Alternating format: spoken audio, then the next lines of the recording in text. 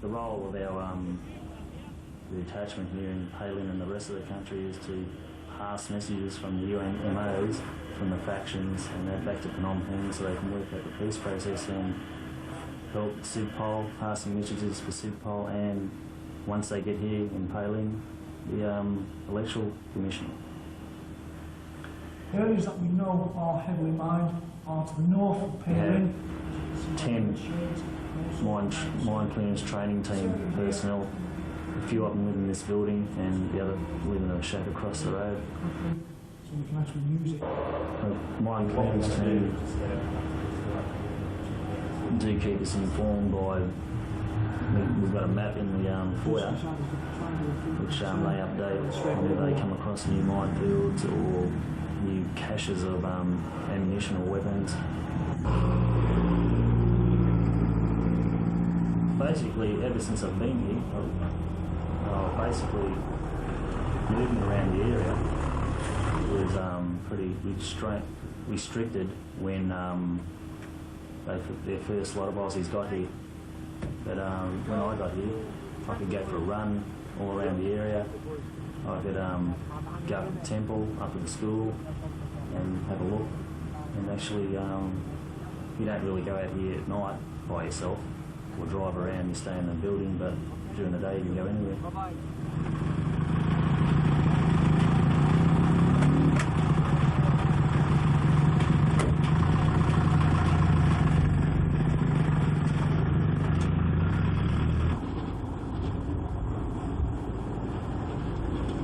My observations of people here are very happy.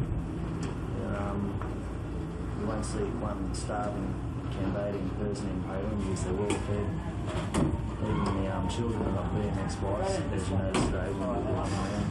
And everybody's got a bike or a motorbike. They wear clothes, they don't wear rags, sarongs, fancy shoes, plastic shoes. But they're very happy people. How much for that? But they're extremely friendly here. They go out of their way to try and say good day. They say bye-bye and say hello. The children. Wish my children were like these children. They're very disciplined. You never see them crying. You never see them whinging. And I've seen them ride their BMX bikes down the road and come off, and they don't even bat an eyelid.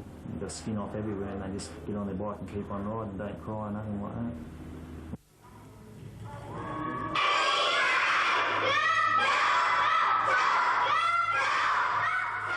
Oh yes, I've been up to the school, and it's not like the school classrooms of old when I went to school or how my children go to school. We're very obedient. They sit there and the teacher tells them to do something, they do it. There's no talking back to teachers. There's no distractions from other students. They just sit there and do their schoolwork. People have the wrong idea of Palin. They think we're stuck in the building, we can't move around. The only time we can go anywhere is when we refuel the generator, or we have to go pick up the reese up from the helipad. But we've got freedom to go wherever we want to. Akun! 31 degrees, I thought it was cool. It's pretty warm.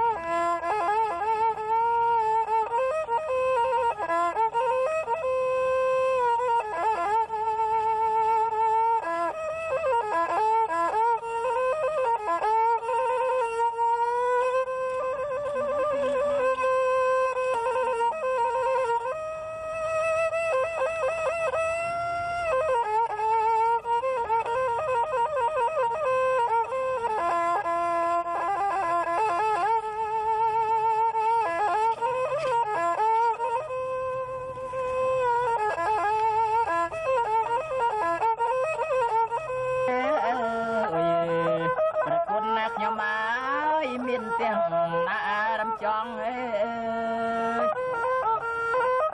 kia na rom chong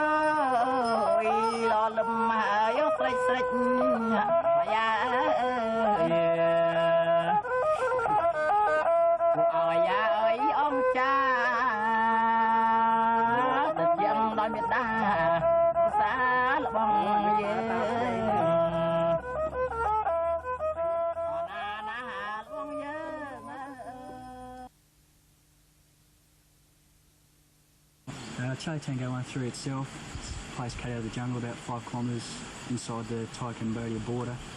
The Unmos actually travel to the border with the Dutch to do their job. It's about 5 kilometres further inland. We've got Bravo Company of the Dutch Marine Battalion. That's their main camp itself. Yeah, we travel there quite often. But it's on the western border of Cambodia. Thing is, get this off to Thailand, will you? Let them know that I'm back in situ. Tell them that Major Bernard's going tomorrow. My helicopter down to Phnom Penh. My job, I'm just like the communication support side of it. Responsible to send back any messages to my headquarters and receive any messages coming in for the Unmos in this lock. Charlie Tango 13, could we organise a Bravo Victor for tomorrow? Could we organise a Bravo Victor for tomorrow at figures 1000? Also, we've got a young girl from a small village up the road there. She comes in, she cooks our meals, does a bit of cleaning up, a bit of washing around here for our meals and that. Got heaps of free time here. Do a lot of reading. I've read a heap of books since I've been here. I try and travel a bit with the Dutch, go to their camp, travel on their track vehicles, catch a few hours sleep here and there.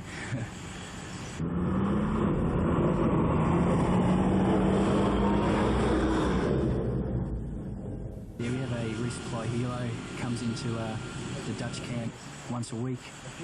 On that I get any supplies that I ask for as well as mail. It's always a good thing to get. At the moment got a lot of problems with the road because of the wet. Rain's heaps here and as a result the roads are pretty bad. We have chains in our four-wheel drive vehicles and even then they can't go nowhere, so we rely heavily on the Dutch track vehicles for our transport. On the other side of things, got snakes are a bit of a problem. They're only small, but they get into places. We had a few in the building. We've had to try and get out. Some of them pretty deadly as far as things go.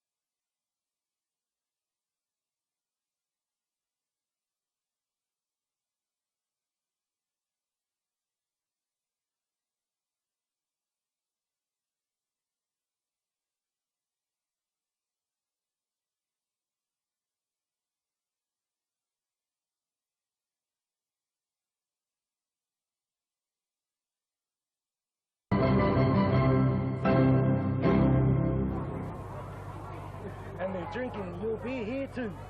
And I'll tell you what, Red, if we don't win this competition, we're coming to get you.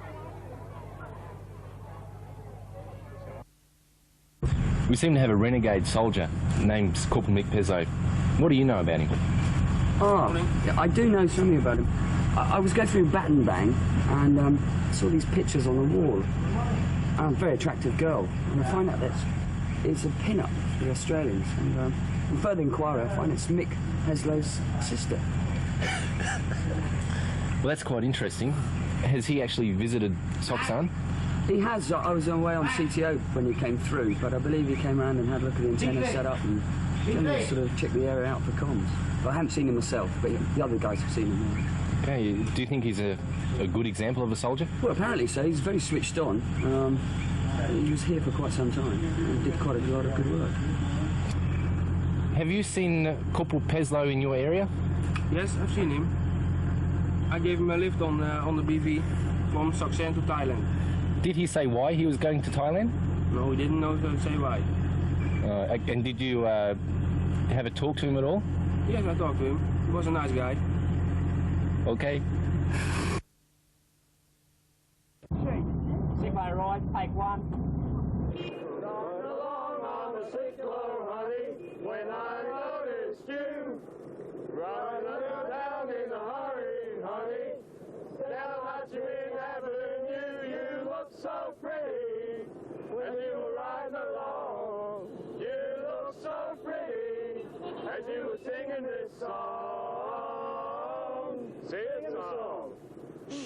Ooh, ooh, ah. Ooh, ooh, ah. Ooh, ooh, ah. Ooh, ooh, ah. Well, I flew on speed and I tried catching up, and you were pedaling harder too. Riding along like a hurricane, honey. You look so pretty as you were riding along.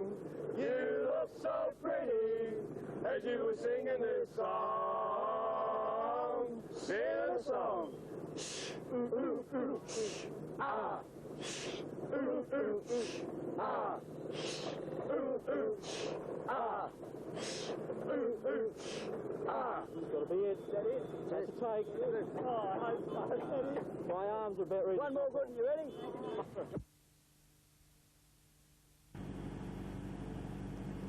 Installation Troop's main task is to support OTC in the establishment of the Phase 5 communications.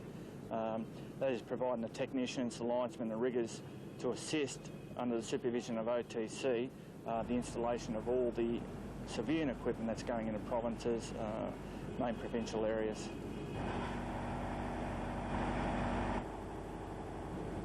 The experience level for this sort of work, whilst some have been involved in it with work with 127, for the majority of it, this is a new experience for them. And the thing about it is that we've had to adapt our military skills to working with our civilian counterparts. However, our skills that we have got have put us in good stead with it.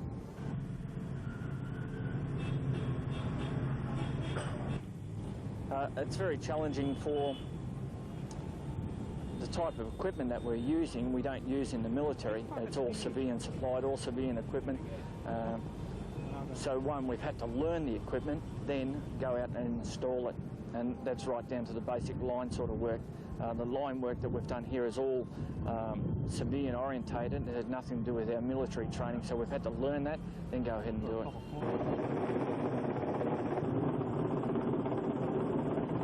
Working with the other countries is a challenge. Having a crane supplied by Chinese with an English interpreter and the language barriers that occur with that, having choppers flown by Russian pilots, again using interpreters when placing sections in by chopper, barriers. You have to plan for it, allow that extra time or reaction time to get your instructions through to them. But we have attempts to get through, be able to communicate.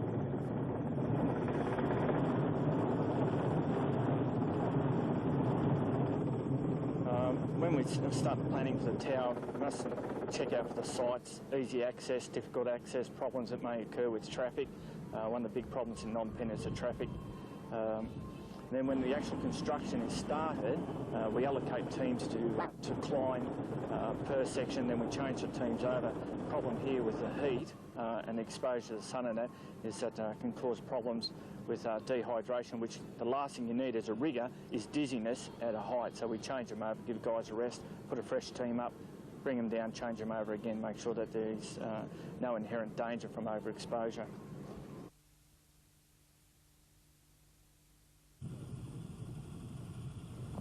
My role here as a survey person is to provide the Force Communications Unit with appropriate mapping for the country of Cambodia, to help them in site surveys of Cambodia and navigational techniques around Cambodia to get the people around, the teams.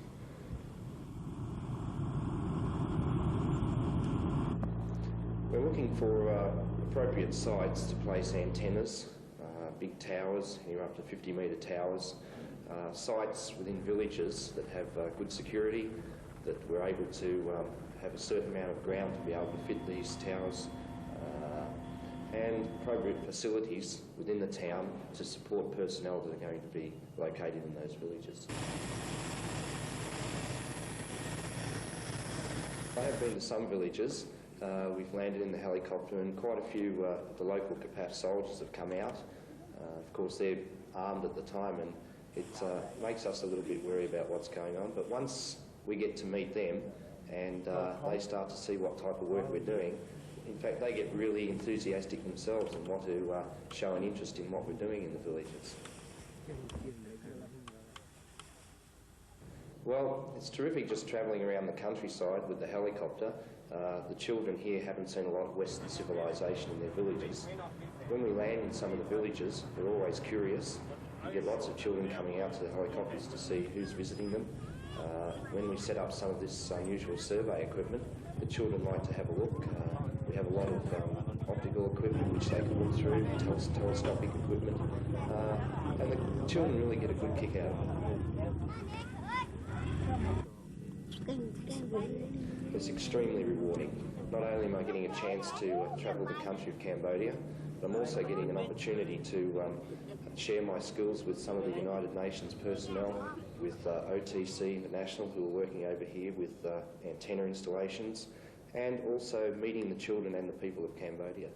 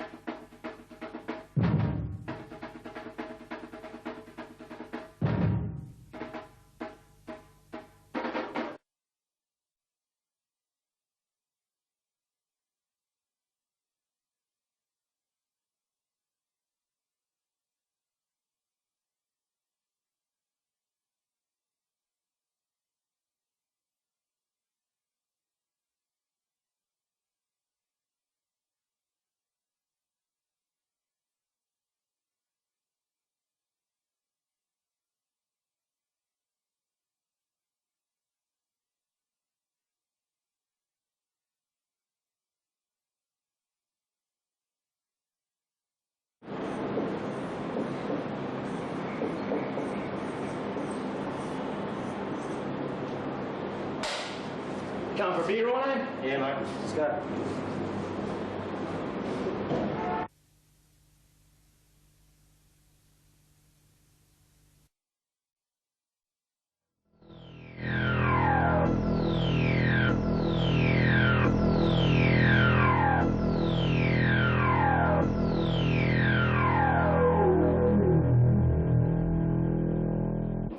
Hi, Mum. Sok Sapbaay. Sok Sapbaay! Sok Sapbaay! Sok Sapbaay!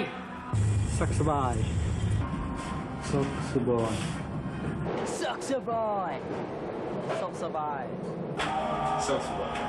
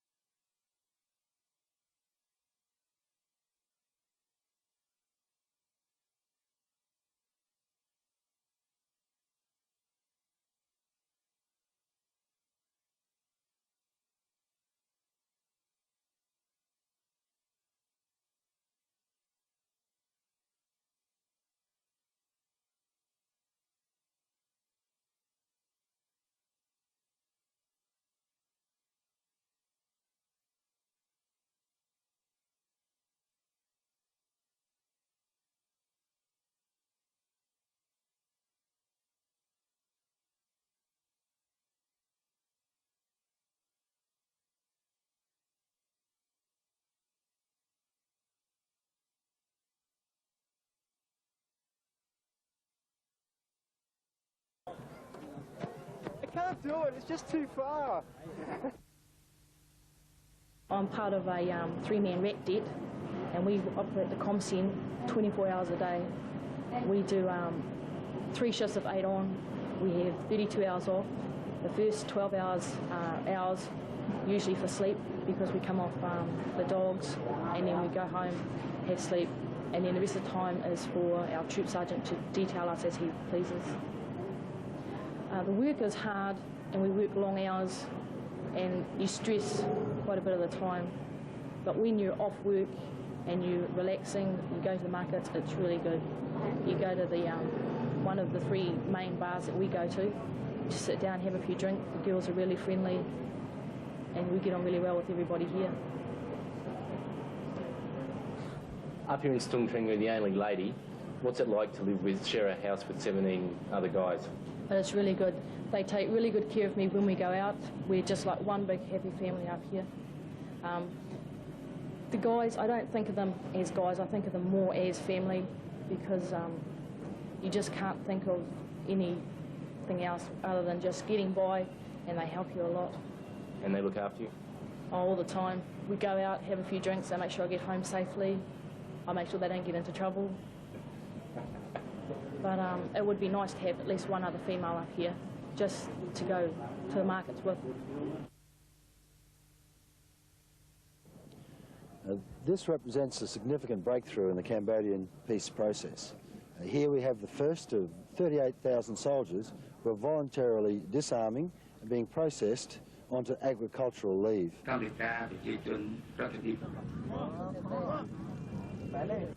At this time of the year, it's very important that the Cambodian community gets a rice crop in the ground. And the benefits of this program are, firstly, we're obtaining 38,000 weapons. Secondly, we're releasing the able-bodied men and women, 38,000 of them, to grow rice. And thirdly, it reflects the confidence that one of the factions has in the future of the peace process here.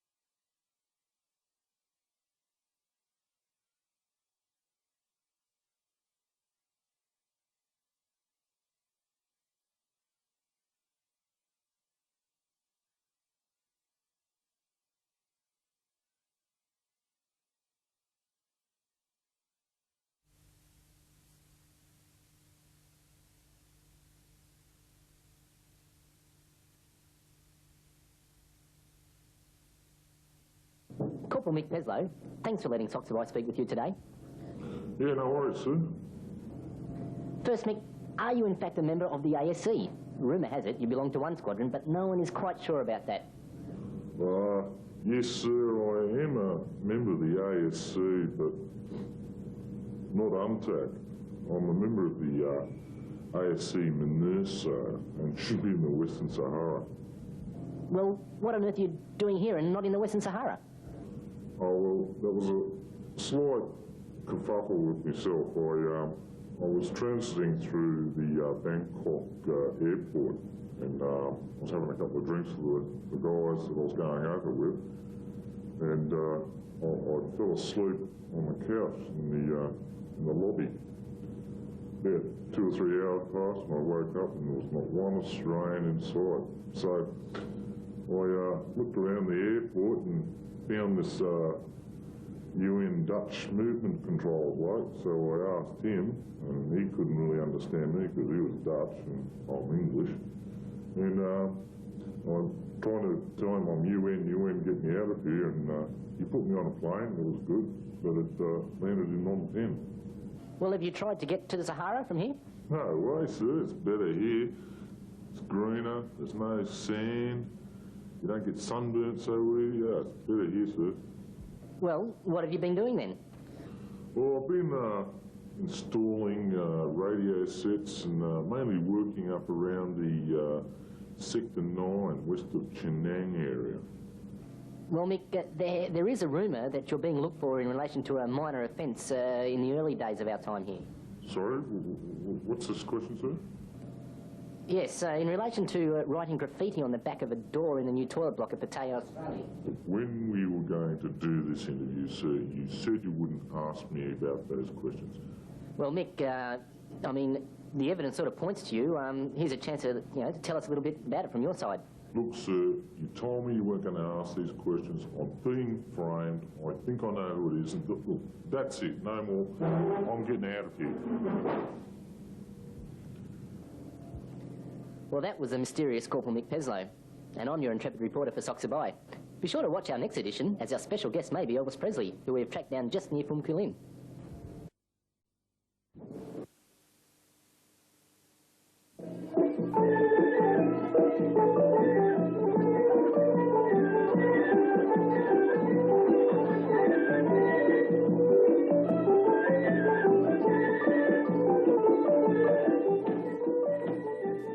An ancient Southeast Asian civilization, Cambodia was a French colony for 90 years before gaining its independence in 1953.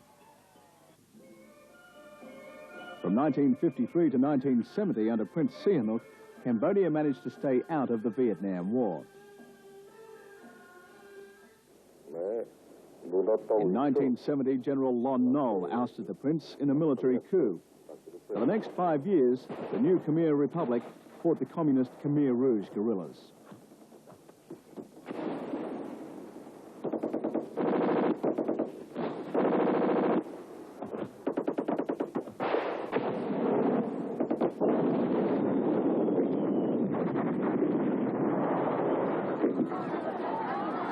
In 1975, Lon Nol's Khmer Republic collapsed, and the Khmer Rouge, led by Pol Pot, took power.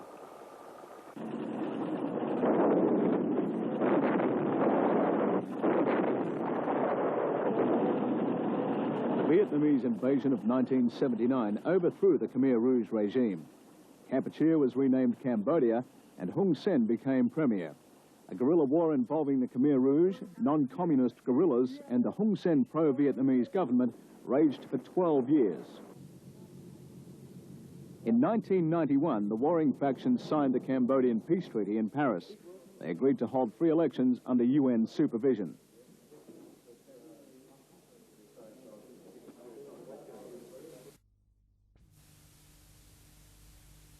Hill 1001 feature is roughly 6 k's southwest of Kampong Chhnang in the Kampong Chhnang province. It's a feature roughly 750 feet high, and it's home for us because we're deployed here.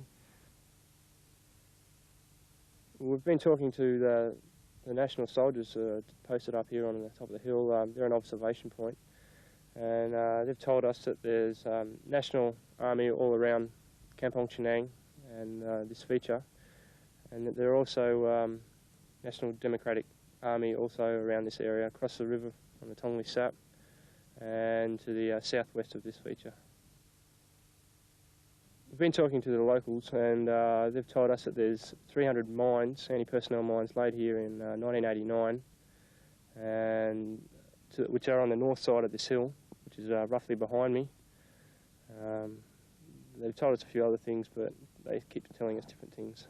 Yeah, but generally you'd feel pretty safe and not threatened by much at all living up here? No, we've been told that as long as we stick to the flat areas, like on top of the hill and the road, we're right.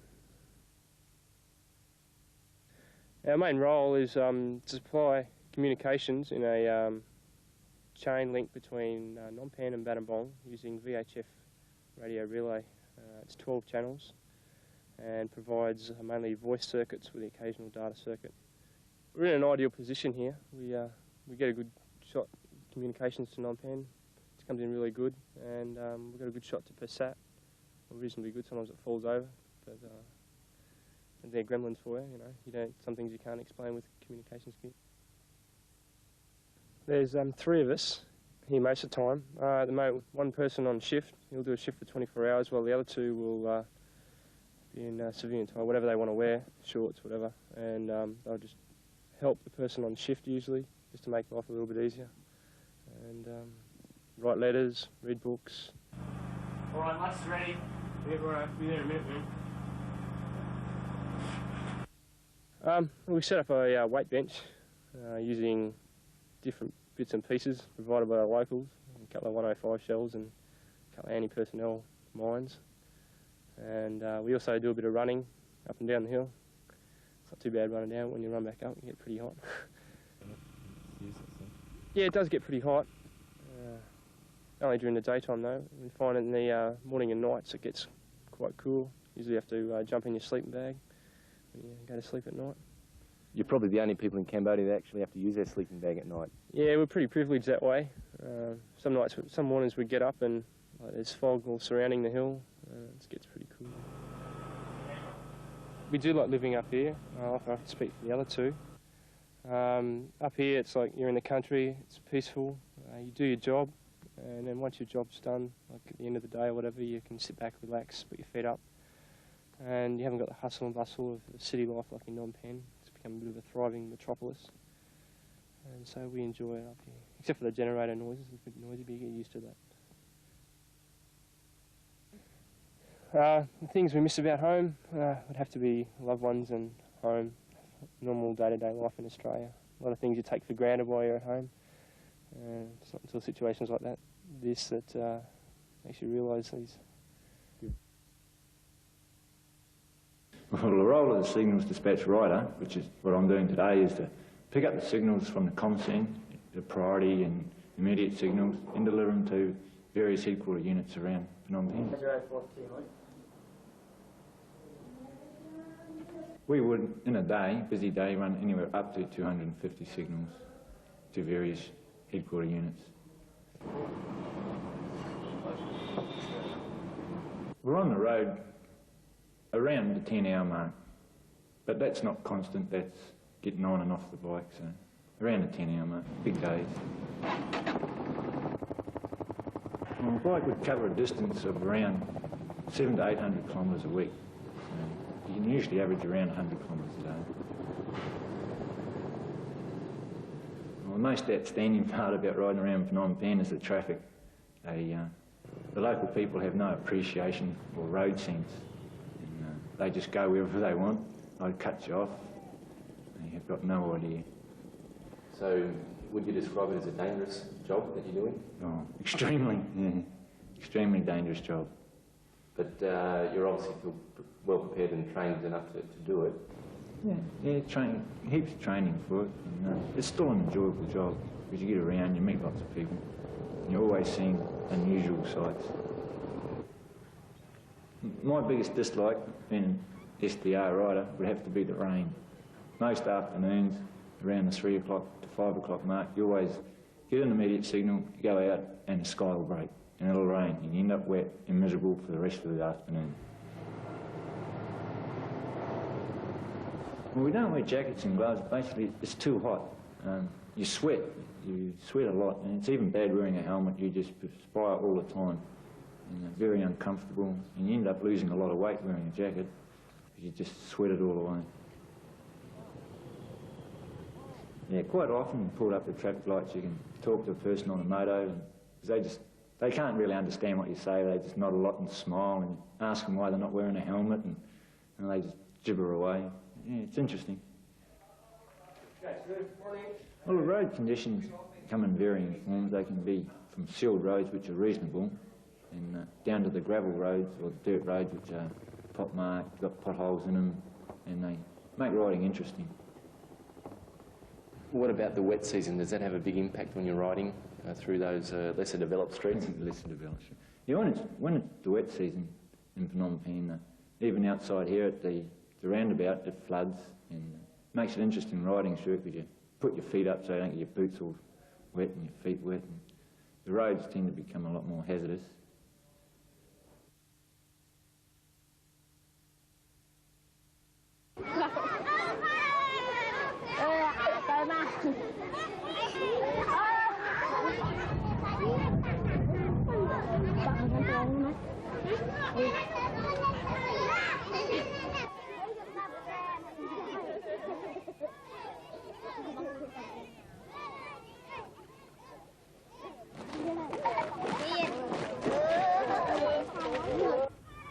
How'd you go, mate? Well, that's this bloody Canna tiger, mate.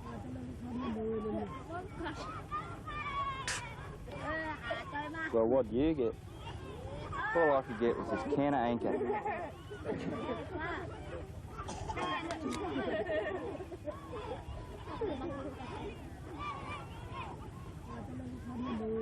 I know this pub, mate. Just the other side of Melbourne. How far's that from here, mate? Couldn't be more than 7,000 k's from here. Hey, that couldn't be more than 5 weeks swim from here. Yeah!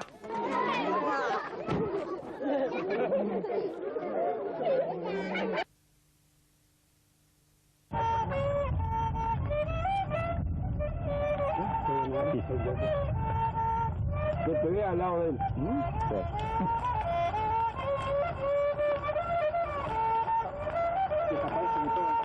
Aquí tenemos un violín.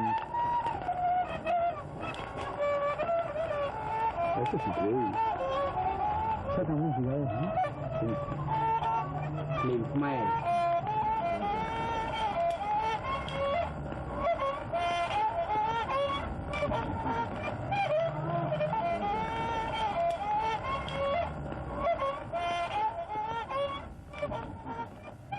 Uruguayan Battalion joined UNTAC, one of the last units, joined at midst of May.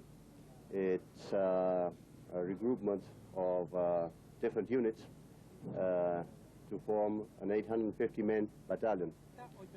We came here with the same mission as all the rest of the infantry battalions as part of the implementation of the Paris Agreement, where peace process was accorded for Cambodia.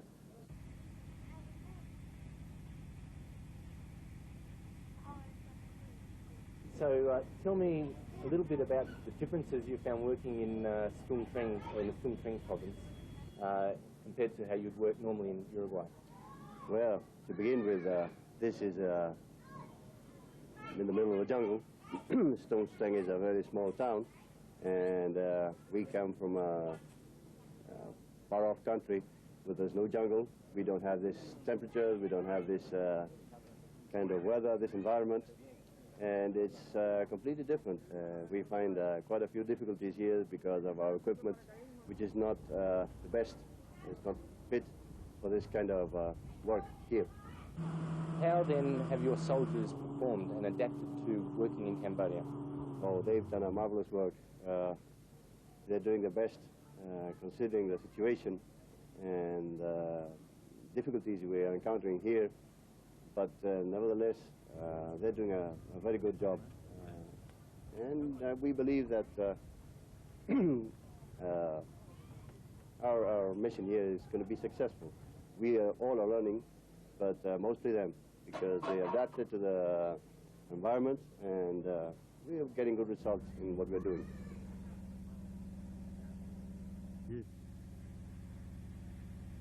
It was a very big effort. You just imagine, we are at, I believe, something like 20,000 kilometers away from home.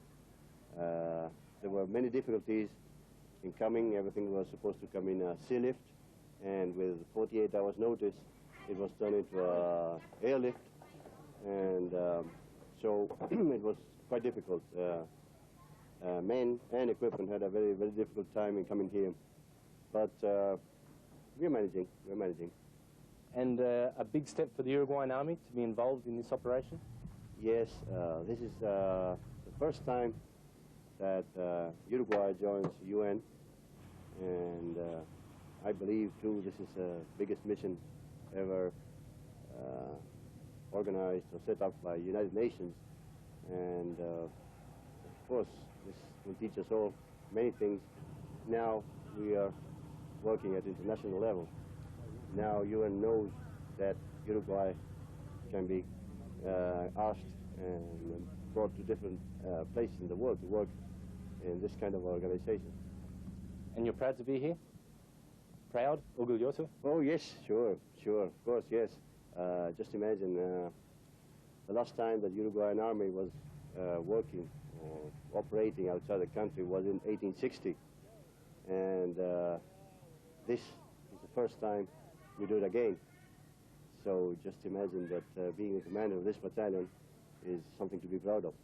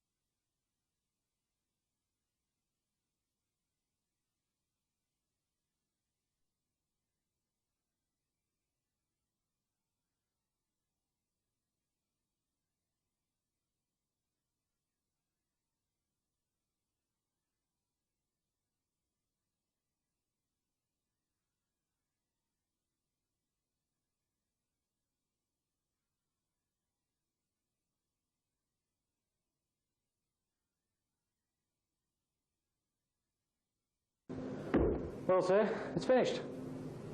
Well, I guess it is. Now what? Well, what do you think about it? I think it's all right. So, how do we end it? I don't know. How do you reckon we should end it? How about just the end? The end. Okay.